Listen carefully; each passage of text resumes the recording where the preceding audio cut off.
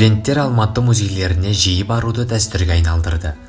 2022 жылдың 21 ақпаны мен 13 сәуірі аралығында мемлекеттік рухани жаңғыру бағдарламасы аясында университет білім алушыларының мәдени әлеуетін күшейтуде.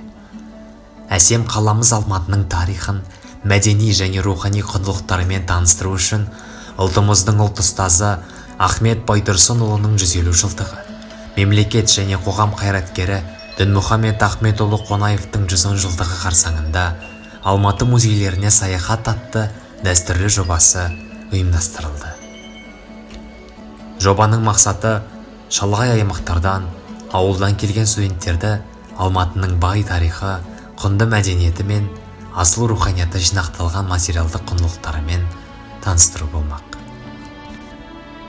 Қойнынан сан ғасырлық тарихын жасырған әсем шаһардың тереңіне үңілуде Абай университетінің 800-ден астам бакалавр білім алушылары Ахмет Байтұрсынұлы мемориалдық үйіне, Дінмұхамед Қонаевтың мемориалдық үйіне және Ықылас атындағы Халық музыкалық аспаптар музейінің экспозицияларымен танысты.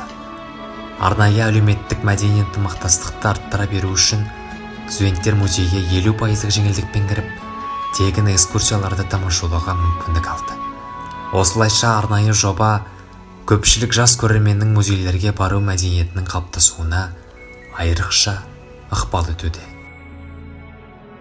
Университеттің басқарма басшылығы мәдени ынтымақтастық туралы келісімшарт аясында қала музейлерінің есіктерін айқара ашып беруге қолдау білдірген.